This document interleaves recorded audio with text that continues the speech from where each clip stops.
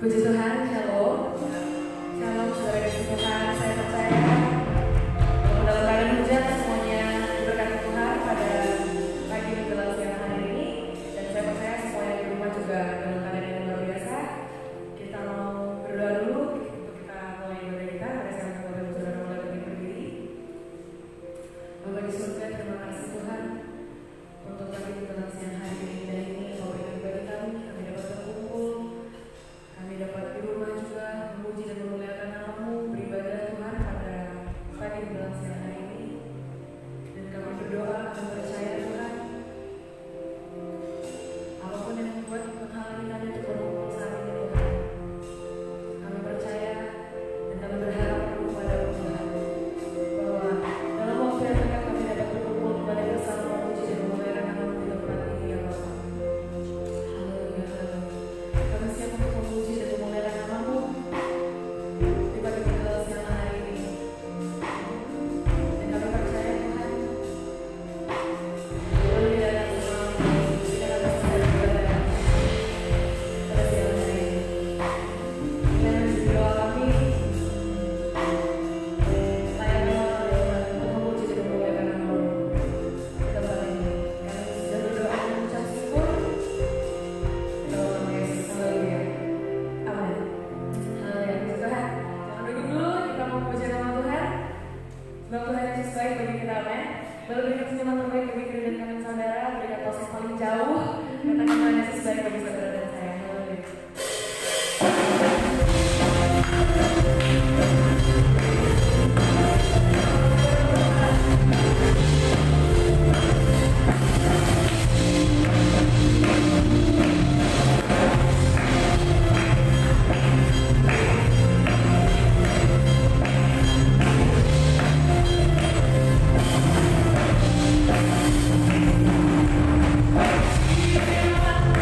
Tuhan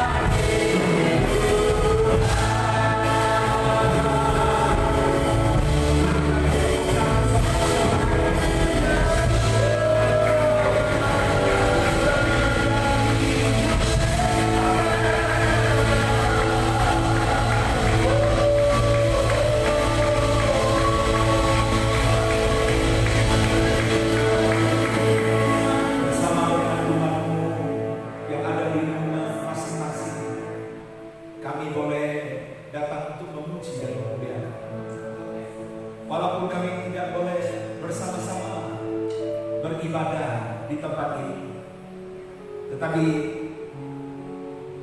saya percaya walaupun kami berjauhan, tetapi hati kami boleh menyatu, boleh meninggikan Engkau, memuliakan nama Engkau, dan kami mengangkat tangan, tanda kami mengasihi Engkau, memuji Engkau, memuliakan nama Engkau.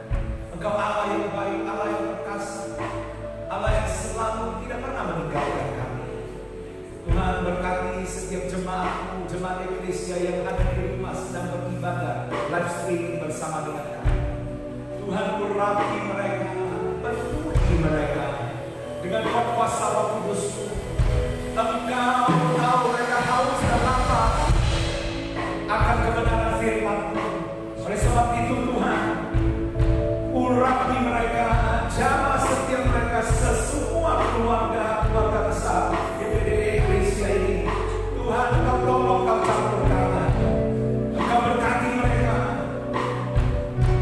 dalam keuangan mereka, ekonomi mereka, keluarga rumah tangga mereka, anak-anak mereka, semua. Haleluya. Kami datang untuk memberkati Engkau dengan doa, pujian dan penyembahan kami. Kami naikkan dengan ucapan syukur kami. Tuhan, izinkan kami masuk lebih dalam lagi. Izinkan kami ya Tuhan, boleh dekat kepada-Mu, masuk dalam tata kasih karunia-Mu yang berlimpah ya saya Tuhan. Bukakan pintu surga di bagi kami, sehingga kami dapat menikmati kekayaan-Mu, kelimpahan-Mu, keindahan-Mu bersama dengan kami. Dan kami percaya untuk kemuliaan-Mu dinyatakan bagi setiap gereja-Mu. Tuhan, kami percaya mujizat terjadi, keajaiban terjadi, kesembuhan terjadi, pemulihan terjadi, kelepasan terjadi di dalam nama Tuhan Yesus. Oh, terima kasih Tuhan. Haleluya. Kami percaya bahwa Engkau telah membuka pintu yang satu pun yang akan menutupnya. Oh, kasih kita dapat dapat.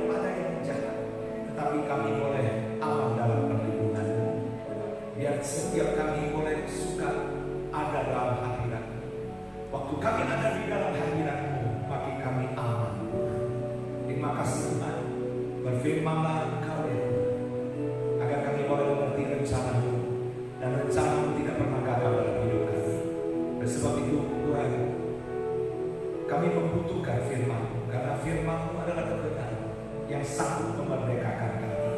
Sebab itu Tuhan, berbicara kepada setiap pribadi, dan kami percaya firman-Mu telah memberkati kami, dan kami siap untuk menerimanya hanya dalam nama Tuhan Yesus Kristus. Semua yang diberkati Tuhan sama-sama kita katakan amin, amin. Beri tepuk tangan sekalian bagi Tuhan. Haleluya. Silakan duduk. Shalom. Bapak Ibu yang saya kasih dalam Tuhan Yesus Kristus, yang saudara hari ini berada di rumah masing-masing, kita boleh beribadah bersama-sama walaupun kita tidak bersama-sama di gereja, tetapi saya percaya firman Tuhan tidak akan berlalu dengan sia-sia. Apa yang disampaikan oleh firman Tuhan tetap akan bekerja buat kita semua. Amin. Nah, kenapa kita ibadah? Itu karena firman Tuhan melakukan kehendak Tuhan. Kenapa kita ibadah? Ada bermasmur, kita ada lompat-lompat, kita akan memuji Tuhan, kita ada menyembah Tuhan. Itu semua karena kita mengasihi Tuhan. Itu karena kita melakukan kehendak Tuhan. Kenapa kita pakai alat musik? Itu memang dari Tuhan. Itu memang kehendak Tuhan. Kekristenan, saya ulangi lagi, kehidupan kekristenan itu cuma satu, dapat disimpulkan bagi kita semua, yaitu melakukan kehendak Tuhan. Bisa katakan amin. Apa itu kehendak Tuhan? Kita belajar untuk taat. Saya mau beritahu kepada saudara, waktu Anda memuji Tuhan, Anda taat. Waktu Anda memberi, itu karena Anda taat. Bisa katakan amin. Waktu Anda melayani Tuhan, karena Anda taat. Waktu Anda ibadah, Anda taat. Live streaming, Anda di rumah, karena Anda taat. Anda mau bahagia? Simple. Anda taat. Anda mau bersuka cita? Anda mau diberkati Tuhan? Simple. Adalah taat. Ketaatan membawa sukacita, membawa bahagia, membawa berkat buat saudara dan saya. Hanya taat. Apa yang kita harus taat? Yaitu melakukan kehendak Tuhan. Mari kita buka di Matius pasal 16 ayat yang ke-18. Kenapa kita datang ke gereja baca Alkitab? Mungkin Anda nggak bawa Alkitab, Anda bisa bawa handphone Anda ada Alkitab, ya iPad Anda, ya apapun yang Anda pegang hari ini, semua Anda bisa akses dan Anda bisa baca Alkitab bersama-sama. Kita baca dari ayat 18 sampai ayat yang ke-20. Yang sudah katakan amin. Mari kita baca 1, 2, 3. Dan aku pun berkata kepadamu, engkau adalah Petrus, dan di atas batu karang ini aku akan mendirikan jemaatku, dan alam maut tidak akan menguasainya. Ayat 19. Kepadamu akan kuberikan kunci kerajaan surga. Apa yang kau ikat di dunia ini akan terikat di surga, dan apa yang kau lepaskan di dunia ini akan terlepas di surga. Ayat 20. Lalu Yesus melarang murid-muridnya supaya jangan memberitahukan kepada siapapun bahwa ia Mesias. Bisa katakan amin? Oleh sebab itu kita masuk gereja mengalami sukacita karena Yesus hadir di tempat ini. Amin. Saya mau beritahu kepada saudara, pertama kali eklesia disebut adalah waktu Matius pasal 16 ini. Kita punya gereja disebut gereja eklesia. Jemaat atau gereja pertama kali disebut ada di Matius pasal 16 ini. Anda lihat ayat 18, coba kita baca dengan keras. Dan aku pun berkata kepadamu, engkau adalah Petrus, dan di atas batu karang ini aku akan mendirikan jemaatku. Jadi pertama disebut gereja, pertama disebut jemaat ada di Matius pasal 16 ini. Yesus secara pribadi sampaikan pesan ini bahwa kita ini adalah Petrus akhir zaman. Bicara tentang Petrus itu bicara tentang saudara dan saya. Saya mau beritahu kepada saudara, Tuhan kita adalah Tuhan yang selalu ingin bersekutu dengan saudara. Saya mau supaya gereja ini tidak ada yang serem. Gereja bukan menakut-nakutin Anda. Gereja bukan orang tegang, orang takut bersuara, orang takut melompat-lompat, orang takut memuji Tuhan, orang takut mengangkat tangan. Ada satu kali saya melayani buat jemaat yang gerejanya agak model bukan seperti aliran kita. Saya waktu angkat tangan, saya lihat mereka tidak ada satupun yang angkat tangan. Waktu saya menyembah, tidak ada satupun yang menyembah. Semua melopotin saya. Tuhan Yesus itu bisa tertawa. Halo? Kalau Anda mau tahu, waktu Yesus bersama dengan murid-muridnya, mereka suka memuji-muji Tuhan. Mereka menari-nari, melompat-lompat seperti Daud menari-nari. Tuhan Yesus itu bisa bercanda gak? Oh ya. Tuhan Yesus bisa joke gak? Oh sangat bisa joke. Tuhan Yesus bisa bercanda dengan murid-muridnya? Iya. Tuhan Yesus bernyanyi, melompat, memuji dan memuliakan nama Tuhan. Dan dia sering bersama dengan muridnya. Kalau dia tidak bisa joke, dia serius terus, murid-muridnya kabur semua. Saya mau beritahu kepada saudara, kenapa Yesus diikuti 5.000 orang? Yang mengikutinya 5.000 orang, kemana-mana dia pergi, orang ikut. Kenapa?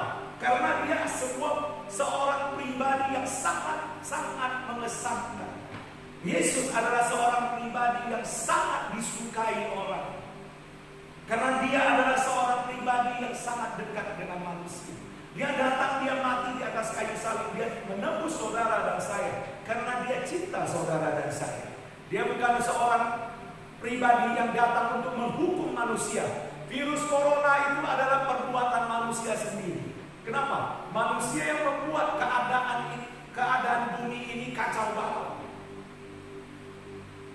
Oleh sebab itu, ada seorang hamba Tuhan yang pernah saya putar, di mana itu hamba Tuhan namanya Immanuel makan diwa. Dia pernah berdoa untuk orang yang gemuk. Dia bilang dalam nama Tuhan Yesus perutnya kecil. Itu rupanya tahun 2015 dan tahun 2016. Namanya Immanuel makan diwa. Dia sudah bernubuat. Anda bisa nonton di YouTube. Namanya Immanuel. Dan dia sudah membuat bahwa ada sebuah penyakit atau virus yang akan melanda dunia. Dan ada jutaan orang akan kena penyakit menular ini. Dan banyak orang yang tiba-tiba akan mati. Dan dia sudah membuatkan. Dan hari ini videonya di tahun 2016 sama 2015 diputar kembali. Apa yang dia sebutkan akan melimpah bumi ini. Dan hari ini terjadi. Tuhan tidak pernah melakukan sesuatu tanpa melalui nabinya. Dia selalu akan sampaikan sesuatu sebelum terjadi. Dia akan sampaikan dulu kepada nabinya atau kepada hambanya, kepada imamnya. Oleh sebab itu saudaraku yang kekasih, saudara, kita bukan kumpul-kumpul untuk seperti orang arisan datang ke gereja kumpul-kumpul dengan firman Tuhan hanya melewati begitu saja. Tetapi Tuhan mau seperti Petrus, dia katakan alam maut tidak akan menguasainya.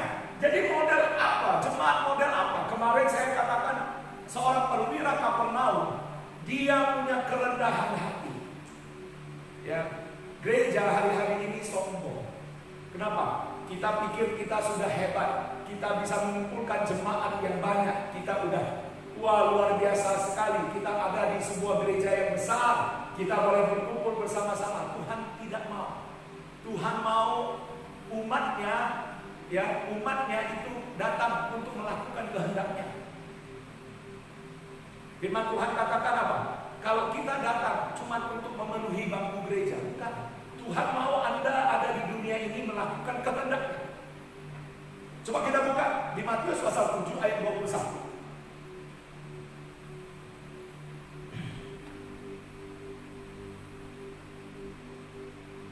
Apa itu kehendak Tuhan?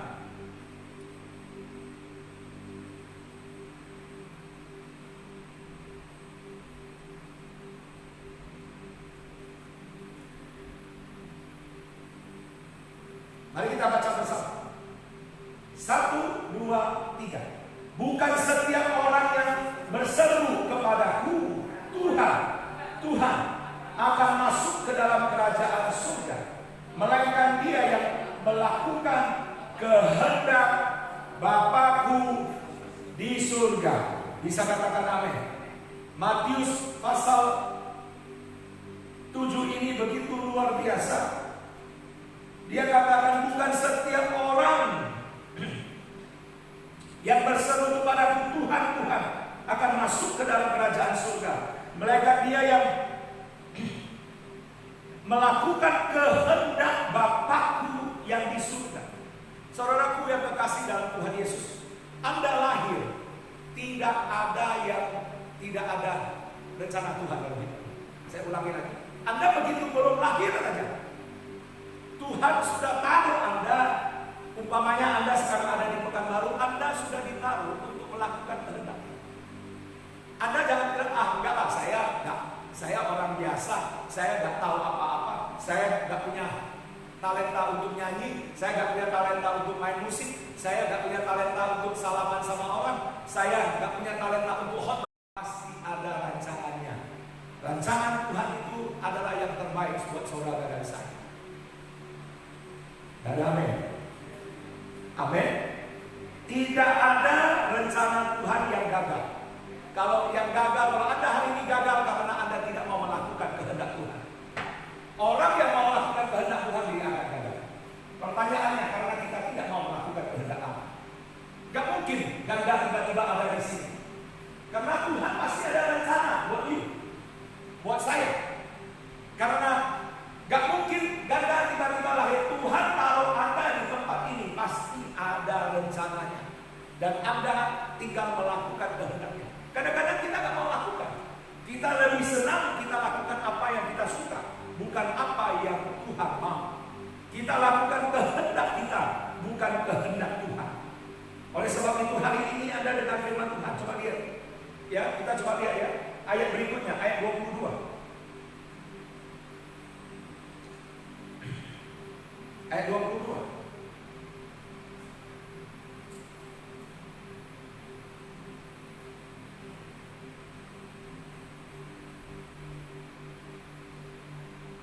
Sama-sama baca dengan keras.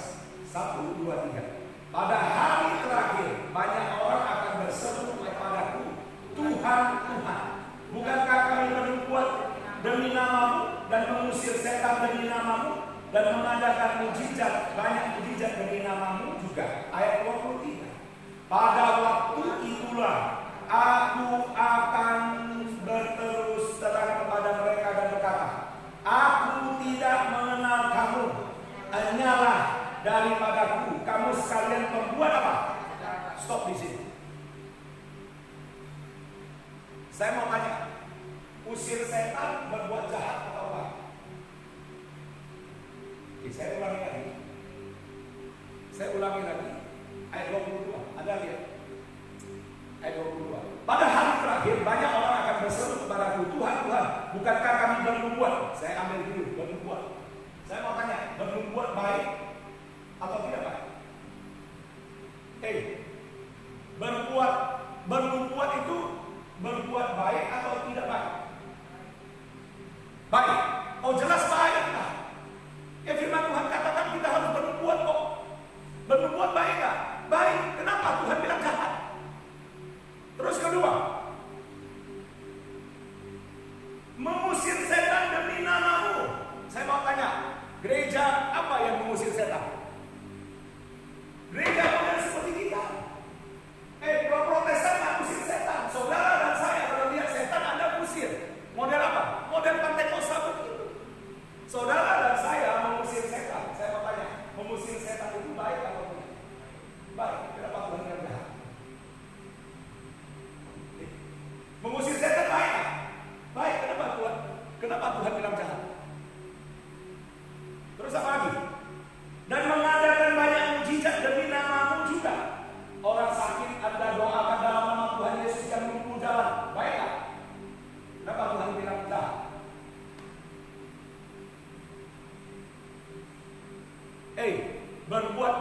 belum tentu Anda melakukan kehendak Tuhan.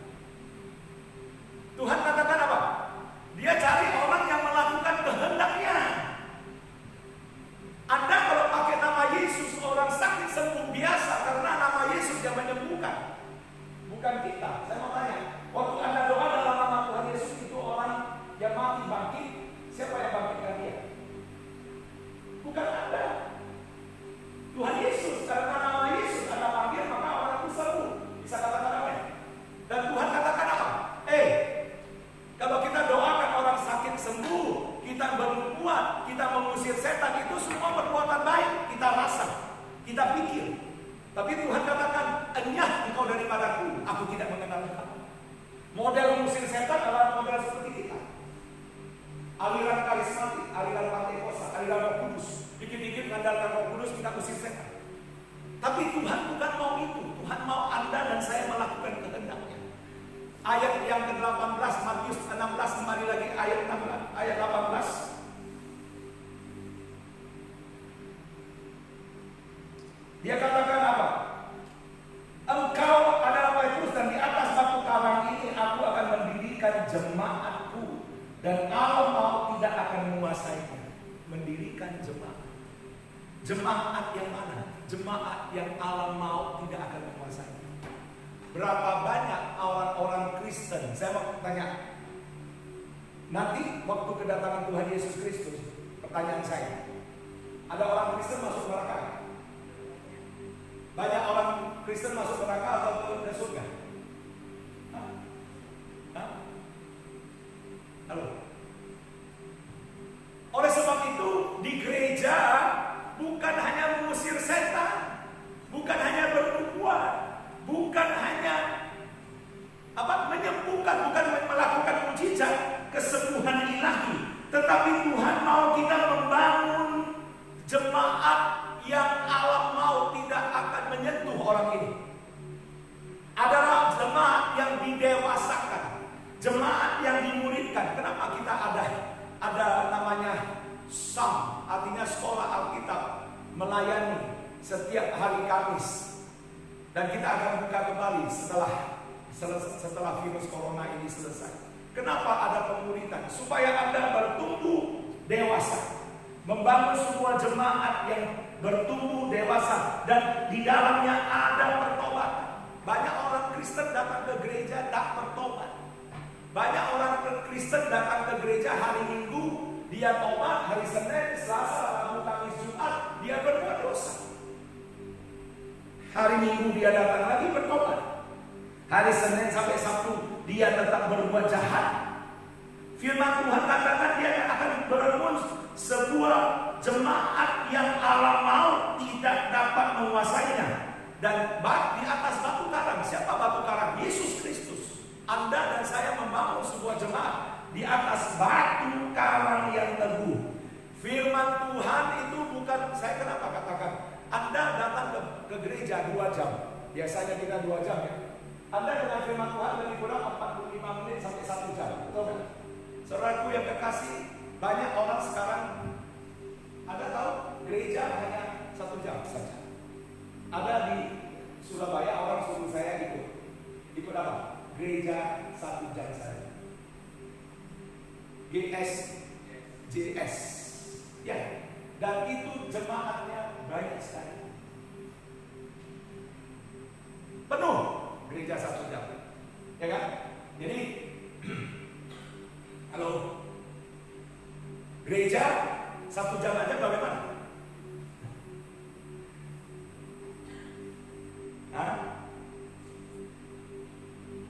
Puji-pujian sedikit, firman Tuhan sedikit, persembahan sedikit, doa sedikit. Tuhan mau yang kayak gitu. Halo, saya ulangi lagi.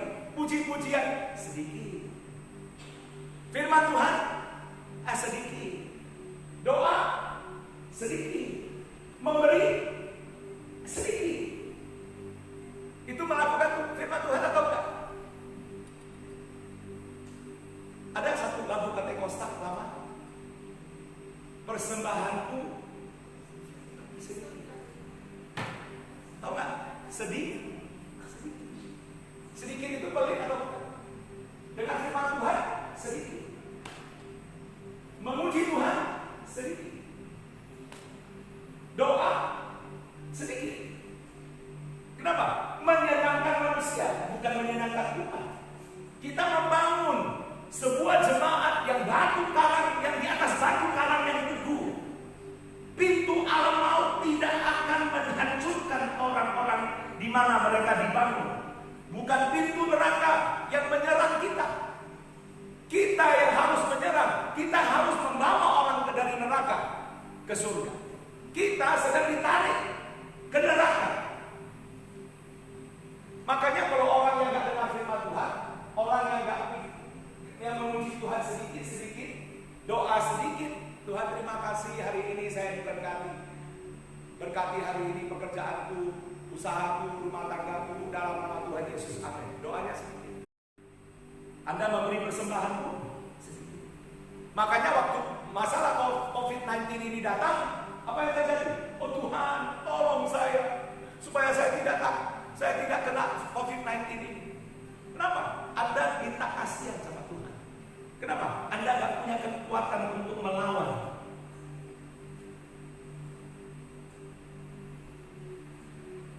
Makanya ada dulu pendeta yang suka khotbah, saya paling suka. Nah, pendeta Pentekostal waktu dulu kita jadi jemaat. Oh Tuhan, kita ini cacing, kita ini bapau, kita ini indomie, dimakan orang terus.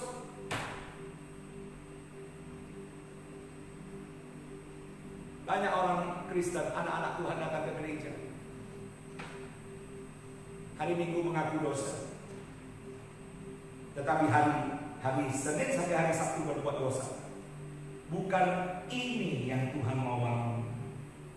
Anda tahu nggak? Waktu kisah para rasul, waktu Roh Kudus dicurahkan, orang-orang luar biasa. Sebentar lagi kita akan merayakan Paskah. Dengar ya, Paskah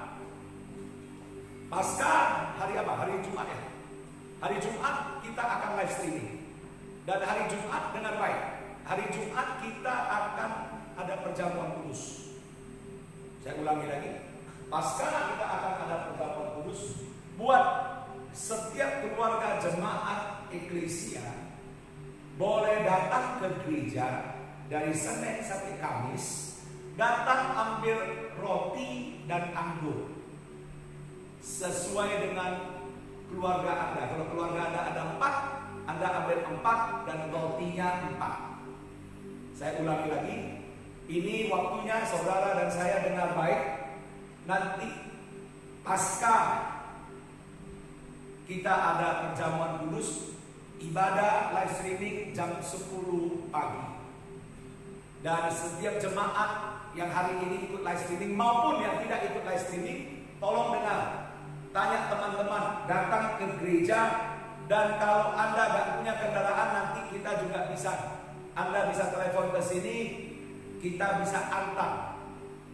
Ya, halo, kita sebagai pelayan di tempat ini melayani, bukan untuk dilayani. Tetapi saya harapkan semua jemaat bisa datang. Tapi kalau yang gak bisa datang, gak punya kendaraan, kita akan bantu.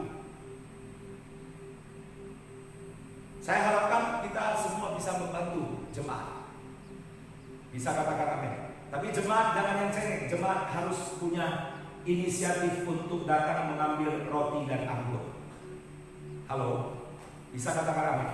Oleh sebab itu saudaraku, jemaat yang alam maut tidak bisa kalahkan adalah jemaat yang tahu diri. Jemaat yang lakukan kehendak Tuhan. Saya mau tutup di Kolose pasal 1 ayat yang ke 28.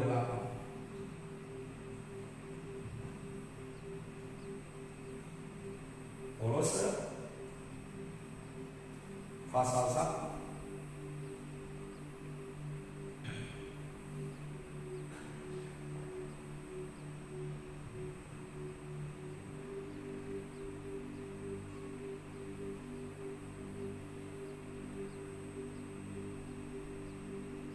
ayat 28.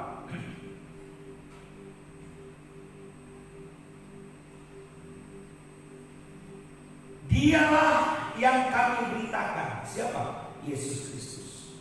Jadi gereja harus memberitakan Yesus. Banyak gereja yang diberitakan adalah kepentingan pendetanya, bukan Yesus yang diberitakan. Saya mau beritahu kepada saudara di tempat ini, Yesus yang diberitakan. Apabila tiap-tiap orang kami nasihati dan tiap-tiap orang kami ajari dalam segala hikmat. Apa itu ajari? Berarti Anda dimuridkan. Bisa katakan amin. Halo, saya ulangi lagi.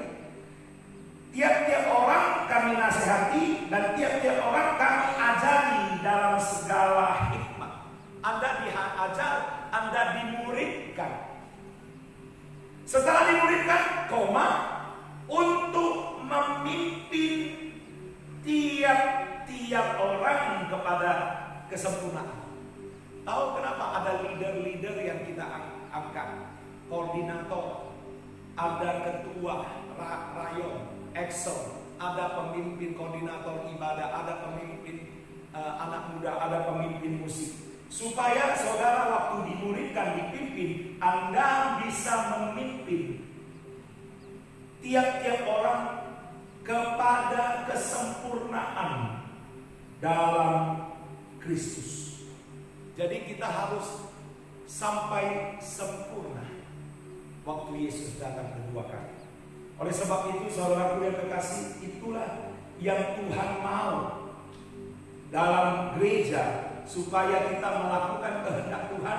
Artinya kita mendewasakan orang-orang yang beribadah di tempat ini. Bukan hanya sebagai orang jemaat datang, duduk bangku, terus persembahan, habis itu terima doa berkat dan selesai. Tuhan tidak mau yang begitu. Tuhan gak mau hanya datang supaya kita itu diberkati, tapi hari-hari lain kita tidak ada di gereja. Kita hanya melakukan apa yang kita suka, bukan apa yang Tuhan suka. Oleh sebab itu hari ini saya sampaikan firman Tuhan sampai di sini. Kita belajar untuk melakukan kehendak Bapa di surga. Bisa katakan amin. Kita mau menjadi pelayan-pelayan yang dimana kita adalah orang-orang yang sudah bertumbuh dewasa untuk mulai melayani Tuhan. Kita beritakan bukan cukup khotbah. Kemarin saya katakan bukan cukup khotbah, tetapi Anda di tempat ini juga bisa diajar dan Anda akan bisa melayani Tuhan. Jadi Anda dengan pengajaran, Anda dengan khotbah, Anda bisa ikut namanya konseling. Kenapa kita ada konseling jemaat untuk dia bertumbuh dan dia dibaptis?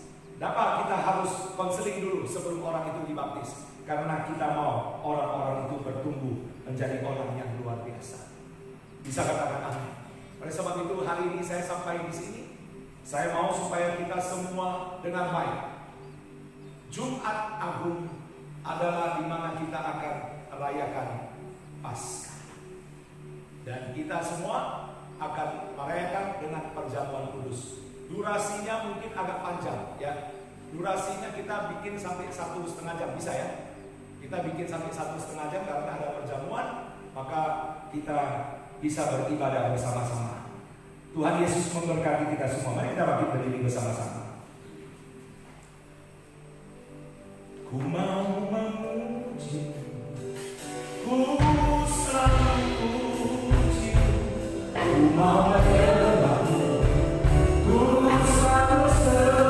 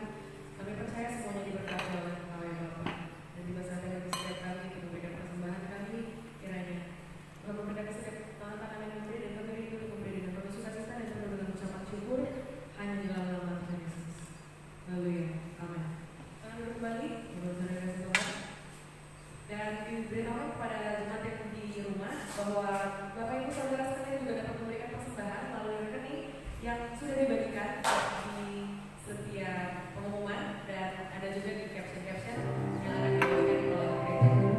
Ada berita dari Bapak Ibu?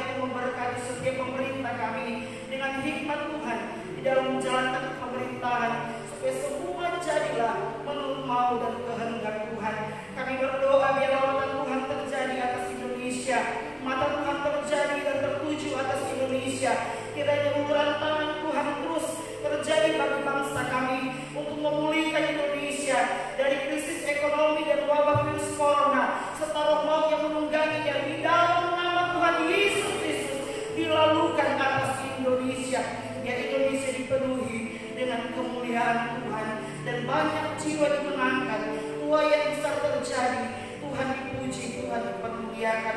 Kami lepaskan berkat atas kota kami, biarlah Tuhan memberkati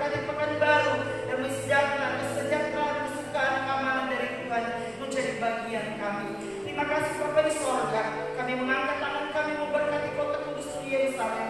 Shalom Yerusalem, diberkatilah engkau hai Yerusalem.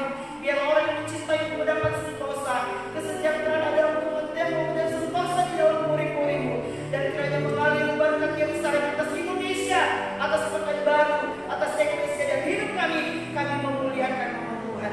Sebelum kami mengakhiri pada kami Tuhan, yang kami percaya bahwa Engkau menyediakan berkat yang luar biasa atas setiap kami yang akan menerima dalam nama Tuhan Yesus Kristus. Haleluya. Mari kita mengangkat dua tangan kita. Bapak Ibu yang saya kasih dalam Tuhan, terima berkat anugerah damai sukacita yang berlimpah-limpah dari Allah. Jika kasih sayang yang sempurna dari Tuhan Yesus Kristus, serta sesungguhnya manis dan ungkapan kuasa Roh Kudus, menolong, menghibur, dan menyertai dari saat ini sampai makan sampai selama-lamanya. Semua yang percaya berkat Tuhan sama-sama kita katakan, amin. Selamat siang, Tuhan Yesus memberkati kita semua.